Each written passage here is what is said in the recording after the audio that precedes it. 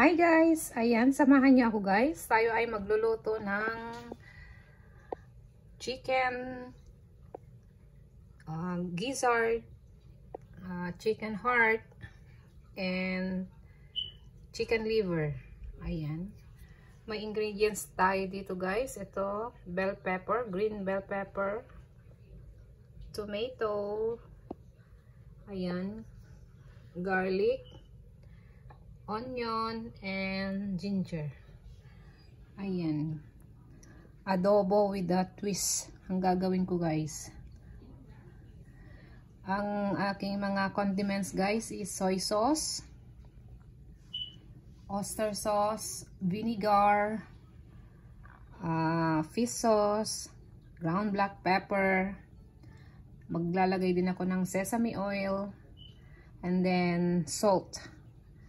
Tsaka, syempre, cooking oil, guys. And water. Syempre, maglalagay tayo ng water. Ayan, guys. Samahan niyo ako sa aking pagluluto. Let's start! Ayan, maglagay tayo, guys, ng cooking oil, mantika. Syempre, painitin natin bago ilagay ang onion, garlic, and ginger, and tomatoes. Ayan, unahin natin ang ginger. Malalaki ang hiwa ko guys para kasi maanghang ang ginger guys. Baka mamaya makain ng mga kids ko ba. Kaya malalaki ang hiwa. Ayan, sutay-sutay natin.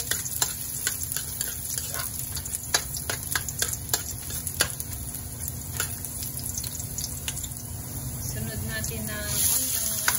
Ayan. Malalaki rin ang hiwa ko guys kay pati sa mata ang ang sibuyas.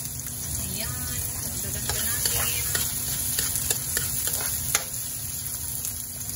Garlic. Ayan. Patay natin guys hanggang mag-iba ang kulay. Mag-light brown ang kulay.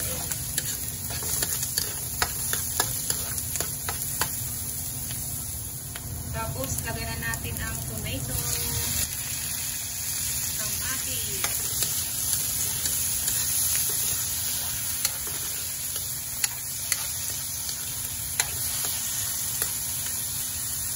lutuin lang natin konti yung kamatis. Light lang na yun. Ayan. Pwede na to. Sunod natin ang gizzard guys. Chicken gizzard. Ito guys, pinakuluan ko na siya ng 10 minutes. Tapos sinabog ko yung tubig. Ayan. Tapos nilinisan ko ulit. Hinugasan ko, Tapos yung pinaglagaan ko pala ito guys. Naglagay ako ng bay leaves, whole corn pepper. Ayun. Saka ko pinakuluan ito ng 10 minutes guys. Ayan. Kaya napakuluan na to guys.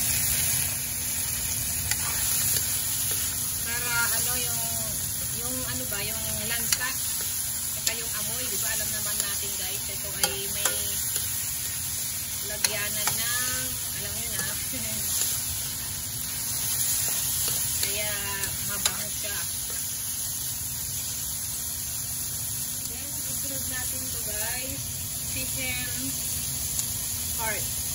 Ito ang ginawa ko rito guys, binabad ko sa soy sauce and ground black pepper ng 10 minutes. Then, tinapon ko yung soy sauce, yung pinagbabaran ko guys. Para matanggal yung mansa guys.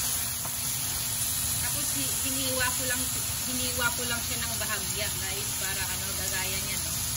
Diba, minsan may dugo-dugo pa sa loob. Ayan. Ayan. Ayan. Sutay-sutay lang natin guys.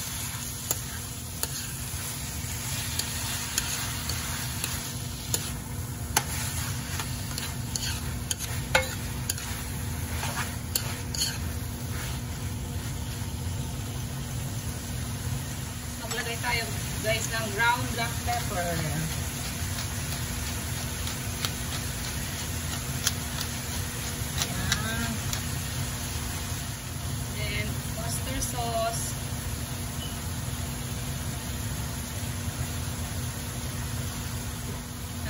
soy sauce.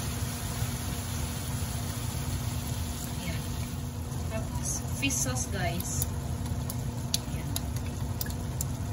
Pag nagluto ako guys, tansya-tansya lang. Tikman ko na lang kung kumusta ang lasa. Saka ako magparadagdag ng kung anong kulang na ingredients. Then, sesame oil. Ayan. Mabago kasi ang sesame oil guys. Gusto ko yung lasa ng sesame. Ayan. Halo natin guys. Para mamix ang mga ingredients and seasoning. Ayan. Magdagdag tayo ng vinegar. Maglagay tayo ng vinegar guys. Ayan. Tapos, water. Ayan, para habang pinapalambot natin guys, lagyan natin ng water.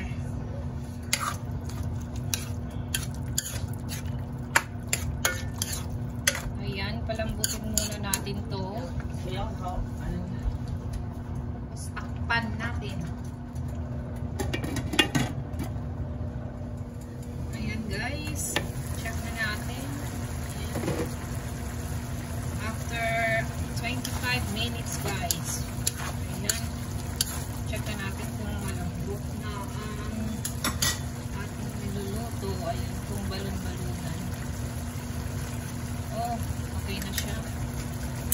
Then itong oh, lambot na rin. Pwede na. Then isunod na natin guys itong liver. Ang ginawa ko rito guys, binabad ko sa soy sauce. Ayan. And ground black pepper for 10 minutes. Then, tinapon ko rin guys yung pinagbabaran ko.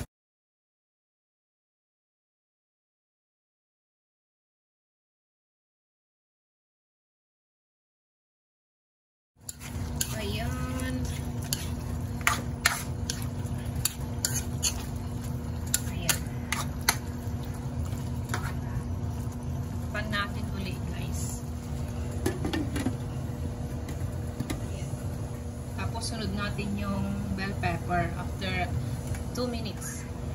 Ayan, after 2 minutes guys, ilagay na natin ang green bell pepper. Guys, hindi na ako nagdagdag ng ng salt or pampalasa kasi tama na para sa akin kasi maalat na rin yung soy sauce and oyster sauce. Kaya hindi na ako nagdagdag ng salt. Ayan. Hindi masyadong halo-haloin kasi madurog yung liver. Ayan. Takpan natin ulit. Mga 3 minutes guys. Ayan. Ready na ito guys. Ayan. Luto na ang ating chicken liver, chicken gizzard, and chicken heart recipe. Adobo. Adobo itong gawa ko guys. Adobo. Ayan. Tapos na guys. Ayan guys. Luto na ang ating simple recipe. Adobong balon-balunan at atay ng manok na may kasamang puso, chicken liver. Ayan guys. Thank you guys for watching. Have a great day everyone. Please follow for more. Bye guys.